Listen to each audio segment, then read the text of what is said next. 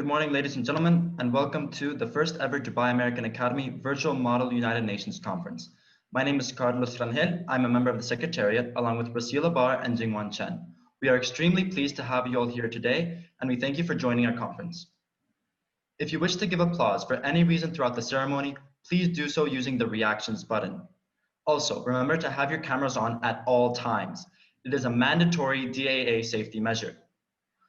Please enjoy the opening ceremony, which will commence with the USA and UAE National Anthems.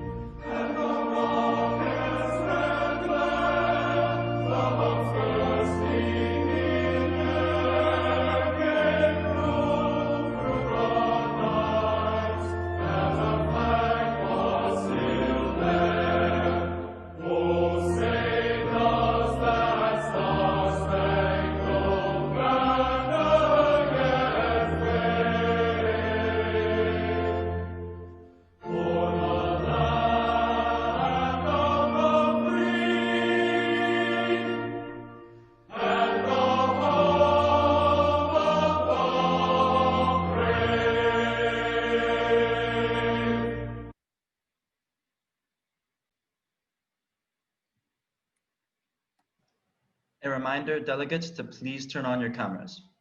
Next, please give a warm welcome to our Secretary General, Sofia Tumasawaya, who will be giving her opening remarks.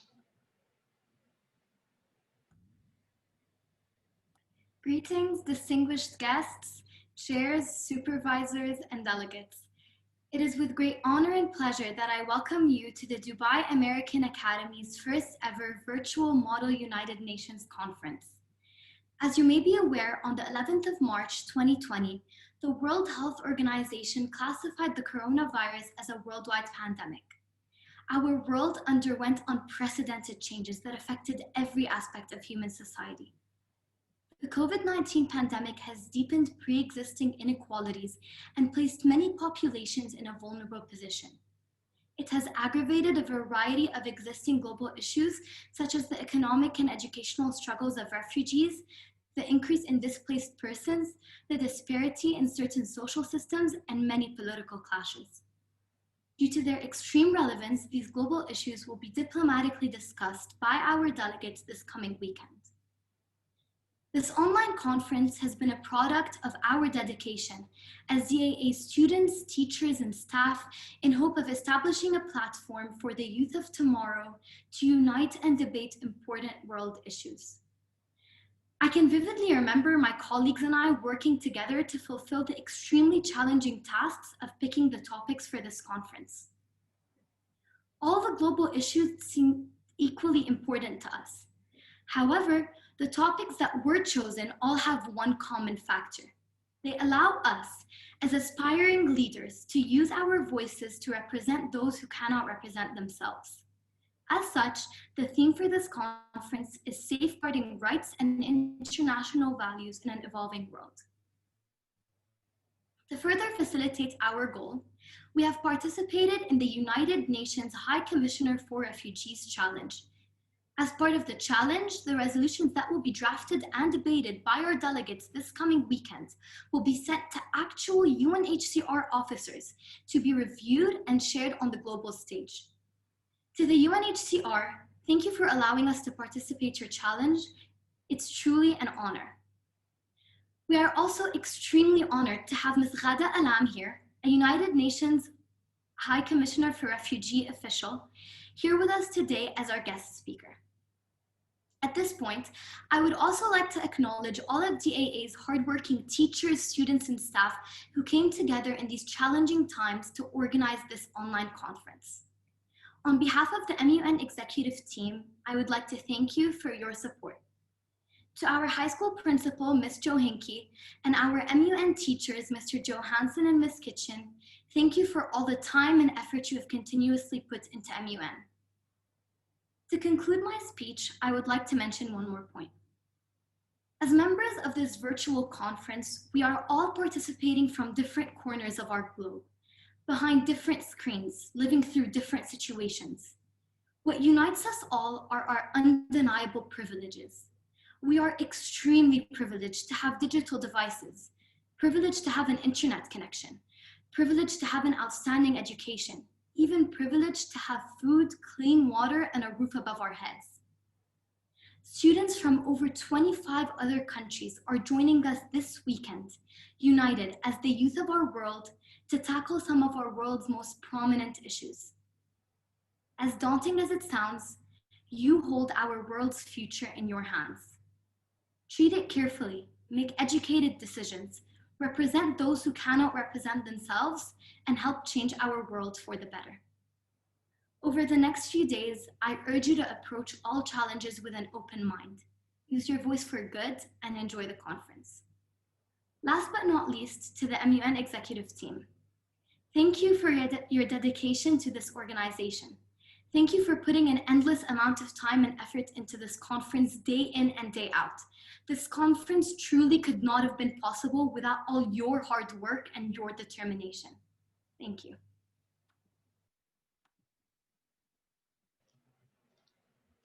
Thank you, Sophie. Next, there will be a musical performance by Dubai American Academy senior Sofia Sahdala, which was recorded for this occasion.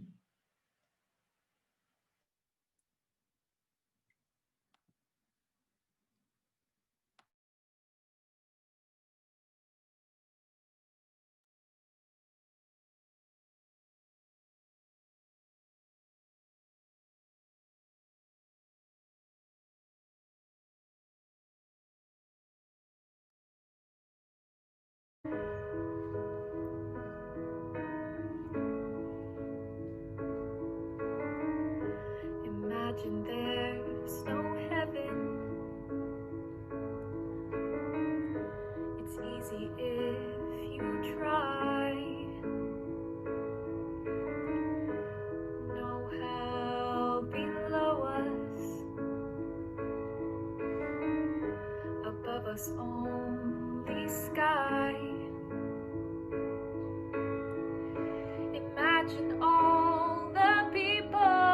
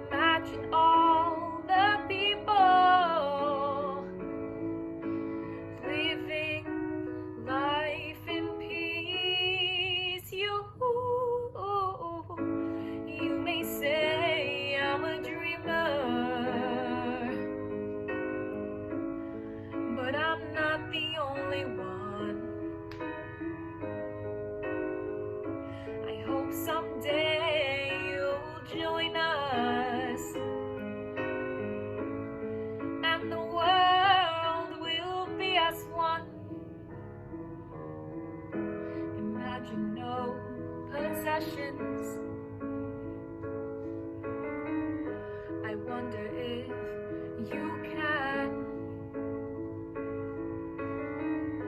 No need for greed or hunger. A brotherhood of man. Imagine all the people sharing all the world.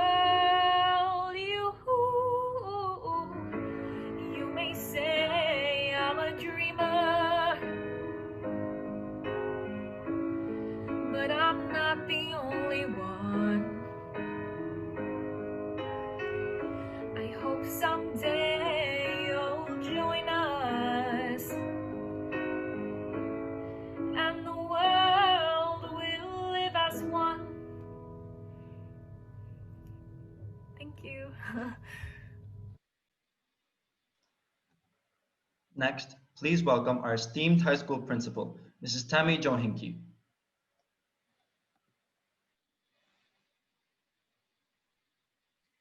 Welcome everyone. Sofia, that was beautiful. Can everyone hear me? Good morning, good afternoon, and good evening. Welcome delegates from around the world, all faculty and guests. My name is Tammy Jochinke, and I have the honor of being the high school principal here at DAA. It is not often that we are able to greet delegates from around the world at different times of the day, but here we are. Look at ourselves. We've done it. We've persevered. Despite a world pandemic, we have managed to come together to engage in learning, sharpen our skills, and ensure that the Model United Nations comes together regardless of location. Here at DAA, we have the privilege to be a very diverse population. We have representatives from over 100 countries around the world. We are immersed in different cultures, different perspectives, and different real-world experiences. Therefore, I would like to center my speech on the pivotal role of listening. Listening is a voluntary response. What do I mean by that? Let us take the example of breathing. The lungs inhale and exhale as an involuntary response. You don't have to actively think about it. It just happens, thankfully. Listening, really listening, is a voluntary response.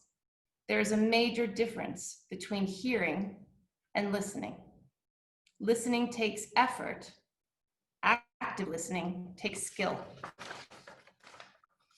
Some of you might know the work of Stephen Covey, who wrote the book, 7 Habits of Highly Effective People, Powerful Lessons in Personal Change. He said, most people do not listen with the intent to understand. They listen with the intent to reply. When we actively listen, we are deeply engaged in what is being said without focusing on what you will say in response. Why is this a life skill? When you are actively listening, you are showing respect for what is being said. You are being neutral and non-judgmental. You are being patient. You are being present.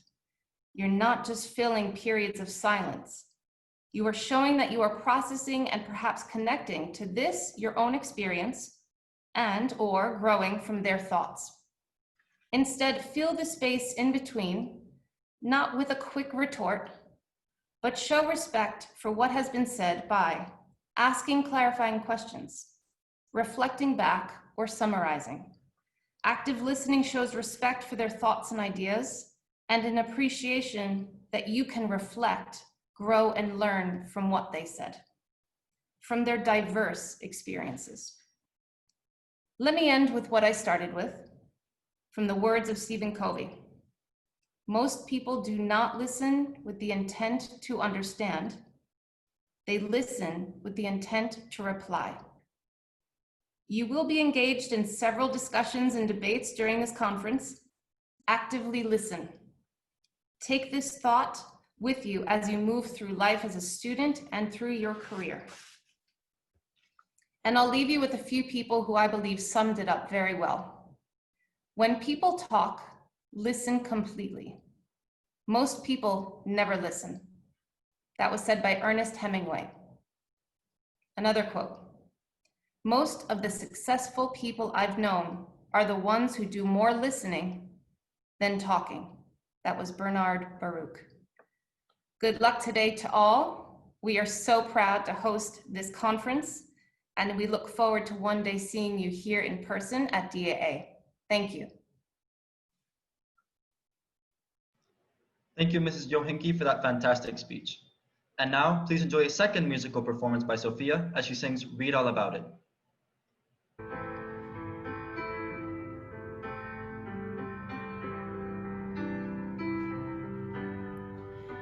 You've got the words to change a nation, but you're biting your tongue.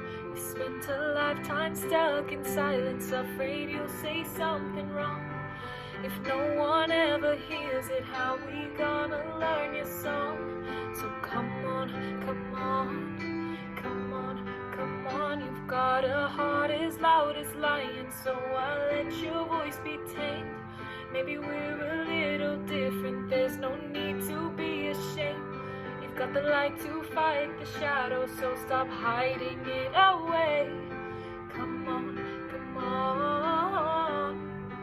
I wanna sing, I wanna shout, I wanna scream till the words dry out. Put it in all of the papers, I'm not afraid. They can read all about it, read all about it. Oh, oh, oh, oh, oh, oh, oh, oh, oh, oh, oh, oh, oh, oh. At night we're waking up the neighbors while we sing away the blues, making sure that we're remembered, yeah, 'cause we all matter too. If the truth has been forbidden, then we're breaking all the rules. So come on, come on, come on, come on. Let's get the TV and the radio to play our tune again. It's about time we got some airplay of our version of events. There's no need to be afraid, I will sing with you, my friend. Come on, come on. I wanna sing, I wanna shout, I wanna scream till the words dry out.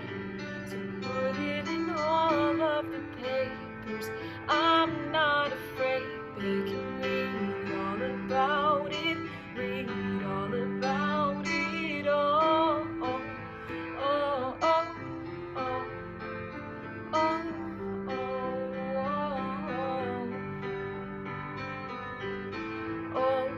oh, oh, oh, oh, oh, oh. Thank you.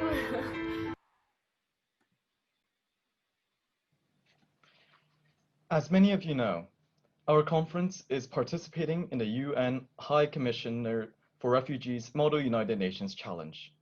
This challenge provides us a unique opportunity to have a real impact in resolving pressing world issues, as the resolutions put forward by our delegates will be shared with real UN officers and policymakers. We are extremely grateful to have with us Ms. Ghada Allam to say a few words regarding refugees in our time. Thank you for the warm welcome. Good morning, everyone. First of all, I wish to thank you for your time and effort in support of UNHCR and the refugee populations.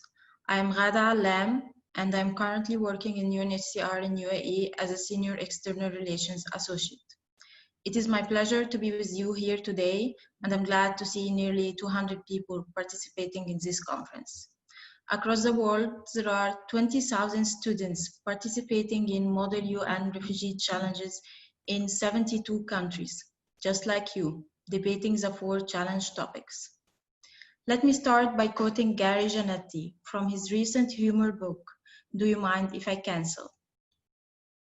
I remember graduating college at 22 and wanting to join the Peace Corps. But when I found out that it's a 2-year commitment, I reacted like it was a block of time that I can barely comprehend. I only really wanted to join because I like to travel. The helping others aspect was not at the forefront of my mind. It was just me in some exotic city like Marrakesh or Istanbul. The fact that what I was actually looking for was an extended warm weather vacation. End of quote. I'm sure none of you think like Gary, or else you wouldn't be here today. Today, I'm going to talk with you about what you can do about the overwhelming global crisis of forced displacement. We all know the numbers. 79.5 million forcibly displaced people, amounting to 1% of the world population and counting. The numbers have been constantly increasing over the past few years. Day after day, more and more people flee their homes for reasons of violence, conflict, persecution, or climate change. Many crises contributed to these high figures. We can mention Syria, African Sahel region, Myanmar, South Sudan, Venezuela, and the list goes on. With an increasing number of refugees trapped in long-lasting displacement situations.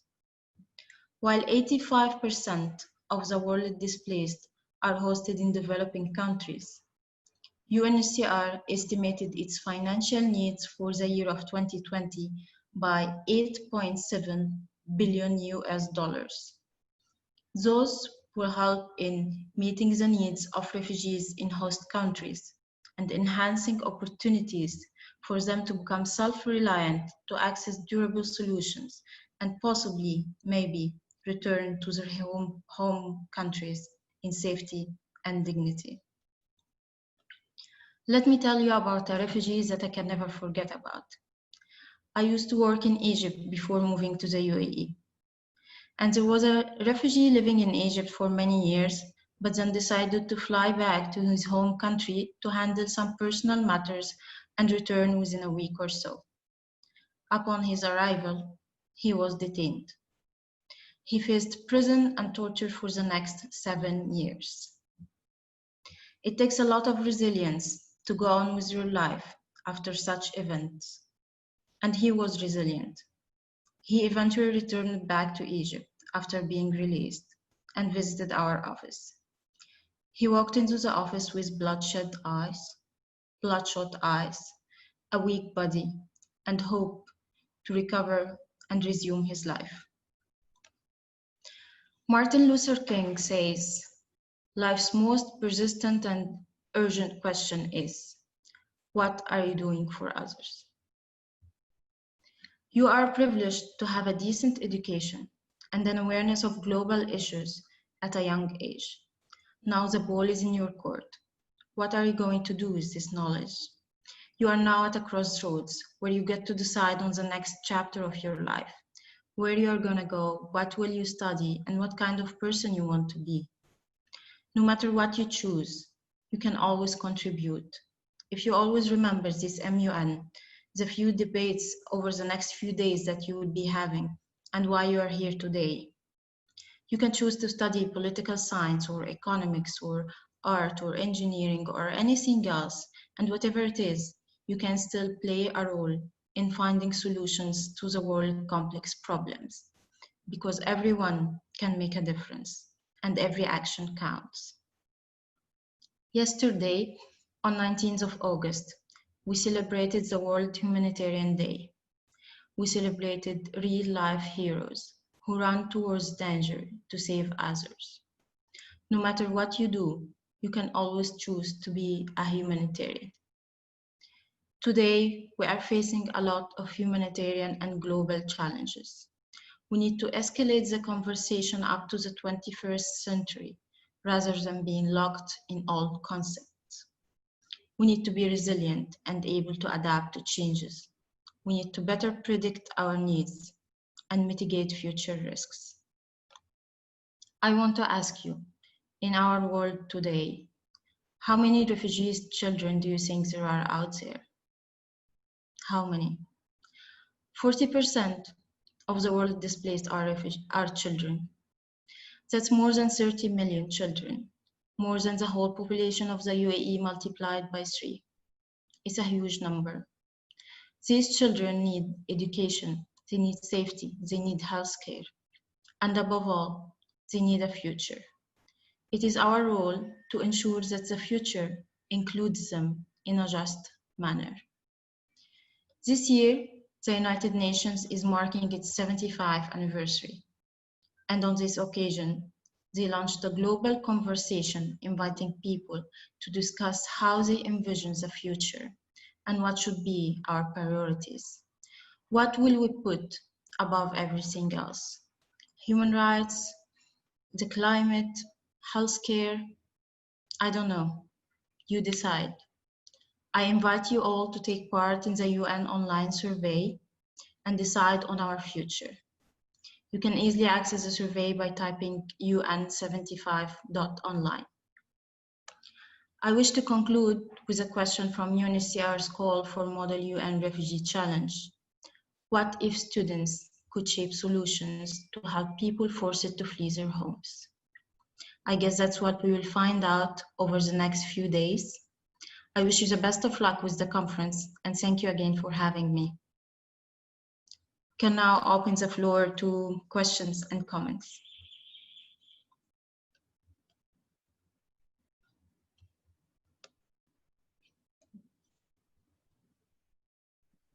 If anyone has a question, just use the raise your hand button and then I'll unmute you.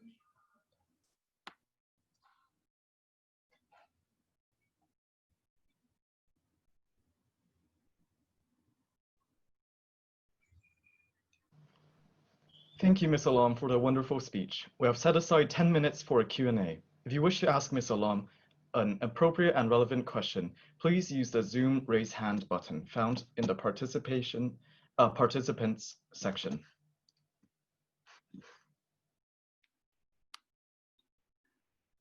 Aksha, you may ask your question. Okay.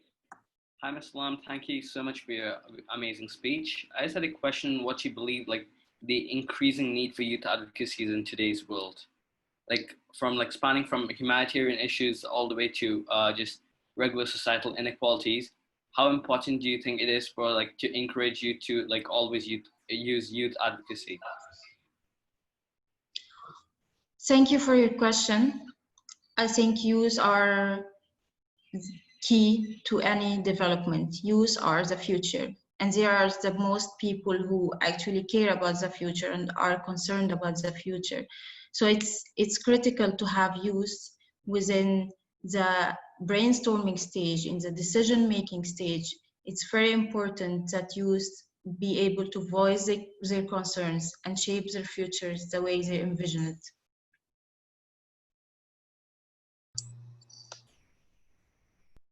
Ananya, you may ask your question. Yes, thank you for your wonderful speech. It was really aspiring.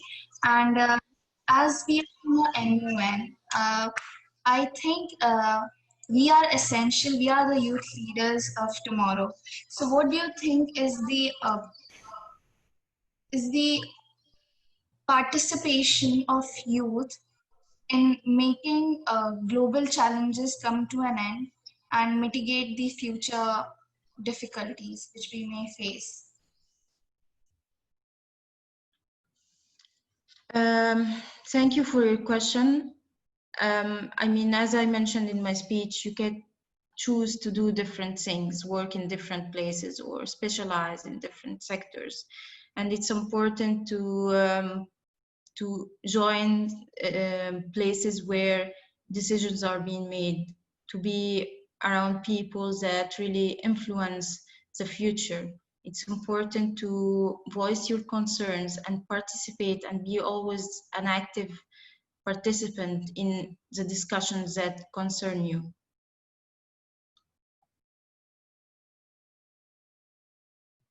Sofia, you may ask your question. Hi, Ms. Alam. Thank you so much for your speech. I wanted to ask if you think that the outcomes of COVID-19 have inhibited the UN's ability to help refugees, and if so, then how? Well, COVID-19 definitely added an extra burden on refugees and UNHCR, since a lot of refugees live in conditions that are not really favorable of social distancing or having adequate sanitation and water system. So it's definitely an extra burden, and it's making refugees even more vulnerable than they actually are. But we have seen actually this year a lot of support, a lot of donations, even more than previous years. There was a lot of solidarity from different people. And this is really encouraging to be able to support the people who really need it the most. Isma, you can ask a question. Thank you. And thank you, Ms. Ghada, for that inspiring speech that you gave us. My question is related to the previous question. I just wanted to ask about elaborating about how the UN has changed its ways of helping the refugee in COVID-19, because obviously we've all had to do different things. Like, for instance, now we're doing our classes on Zoom because of COVID. So how has COVID changed the ways of UN in helping and reaching out to the refugees? Thank you for your question. There was, of course, a prioritization of having access to water and soap for people to be able to simply wash their hands and to prevent the virus from spreading. We were at the forefront responding to COVID as an emergency, and that's what we do. We always respond to emergencies, mass influx of people moving from one place to another, and they move without anything, and they need everything from the basic items to the later on long-term development programs. So I wouldn't say, I mean, I would say that we were responding right away to the needs, trying to prevent the spread of the virus by whatever necessary mean, and prioritizing wash and healthcare access for refugees.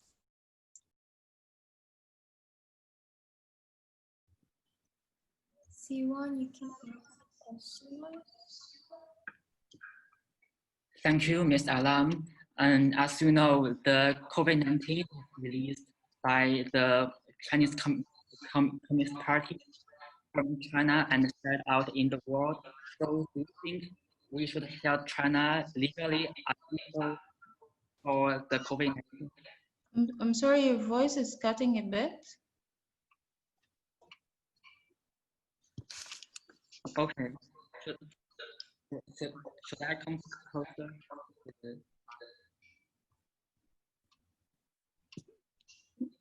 Yeah, go ahead. Can you hear me? Yeah. So, I mean, China has spread the virus out to the world. So, do you think China should be held legally accountable for the COVID-19?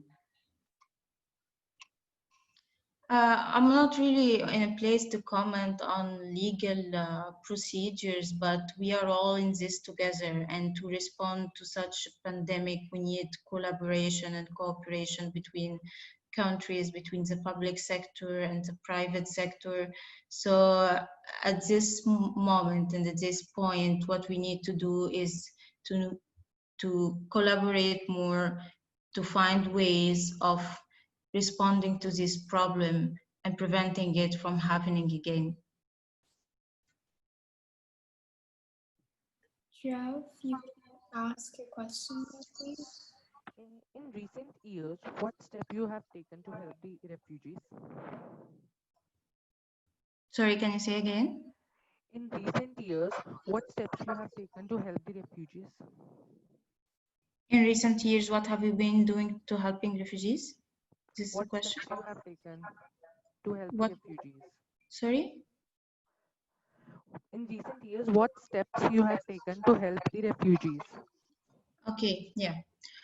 So UNHCR has a long history of supporting refugees and helping refugees. And recently we were looking into engaging more stakeholders in our response to refugees. We have now a wide partnerships with the private sector. We have consultations with NGOs. We have youth consultations. And we are also trying to engage all these stakeholders in different kind of support. I mean, it's not just about governments pledging money to UNHCR, but now it's about people pledging technical support, pledging to employ refugees in their businesses, or pledging to offer them seats in schools. So UNHCR has been adopting a whole of society approach, allowing everyone to contribute and support the refugee issue, because it's a growing problem and we can't do it alone. Governments can't do it alone. So I would say this is what is the approach, and we have been trying to capitalize on this over the past few years. And recently we had the Global Refugee Forum in December last year.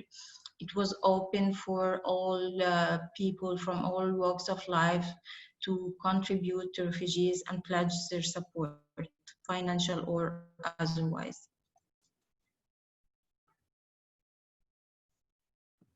Can he ask her question?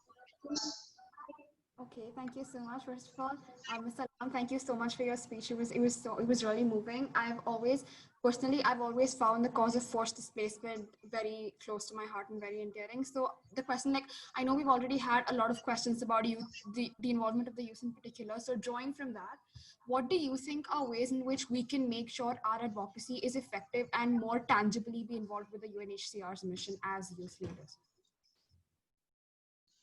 I think we need to start by, advocacy is not something that you do for like a meeting for an hour or so. It's a lifelong project, and you do it with your family, with your friends, with the authorities, whatever really you need to do it. So I would say that advocacy needs patience, because things don't change overnight. So we need to be to always stick to what we believe to and keep advocating for refugees. Can Lolita ask a question now, please? Thank you for your speech. While COVID-19 has brought our world a lot of grief and struggle, would you say there are any positives that it has caused to problems we've faced in the past, like global warming, for example? I'm sorry, can you say again? There's a plane flying here. Sorry, go ahead again. While COVID-19 has brought our world a lot of grief and struggle, would you say there are any positives that it has caused to the problems that we have faced in the past, like global warming? I mean, yes, definitely. You have all noticed how the climate and the weather around us is better when people stayed home for a long time. And I think, this pandemic, of course, it brought a lot of struggle, and a lot of people were greatly affected, but everything has its upside. There was a lot of cooperation between countries. There is a lot of research going on into finding a vaccine, and also, I mean, we have really witnessed how can the environment recover if we do some changes in our lifestyle. We are now also more flexible to work from home or study from home, something that that we can benefit from because we have the technological tools, but maybe not everyone was open for this before the pandemic. So I would say that we can try to take the good out of the bad and learn lessons from what we have been through.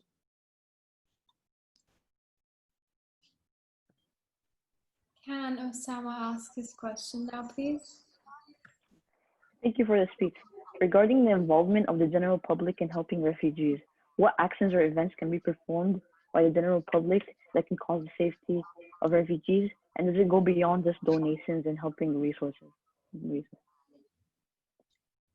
Well, mainly combating the stereotypes and supporting refugees in the community, offering them, if we can offer them a job, that would be great, so they can become self-reliant.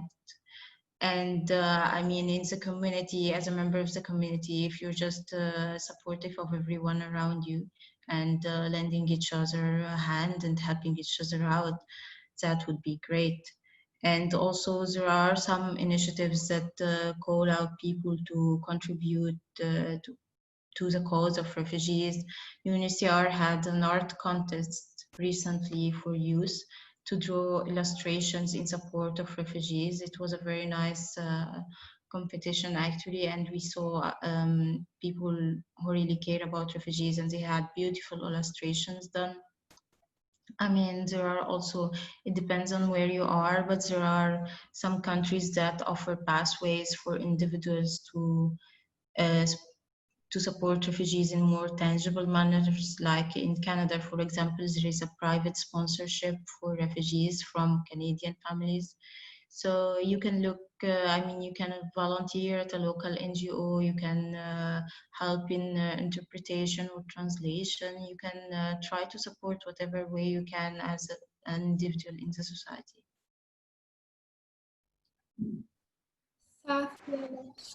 Thank you for your wonderful speech.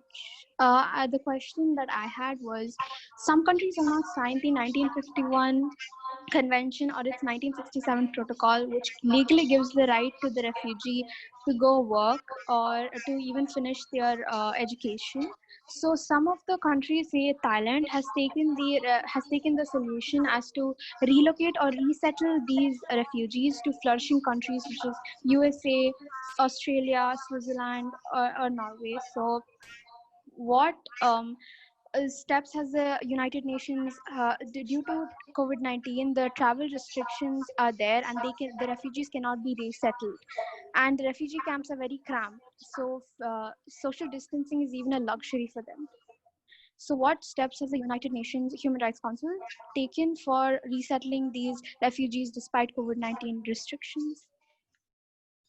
Well, first of all, I wish to say that resettlement is not really the norm. Even if they live in a country that did not sign the convention, they don't normally get resettled. A lot of countries who didn't sign the convention are hosting a big number of refugees. So only 1% of refugees are being resettled.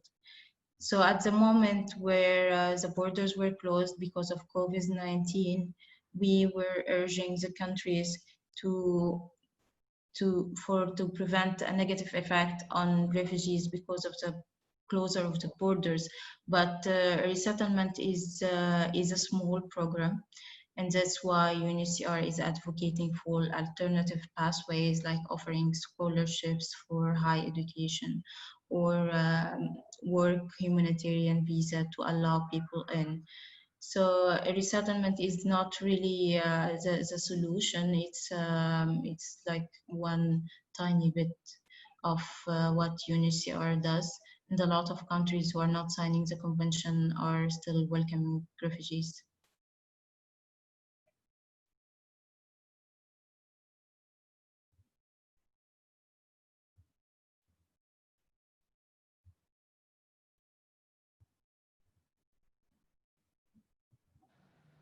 Hello.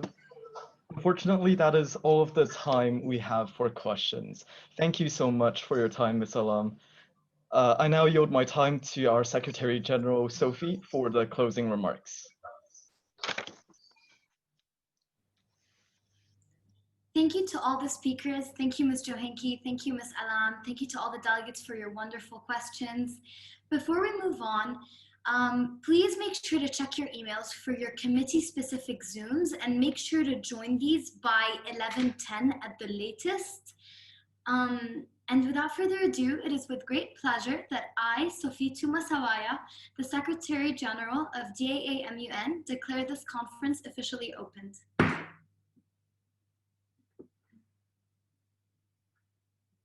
You guys can feel free to log off and join your committee Zooms. Thank you.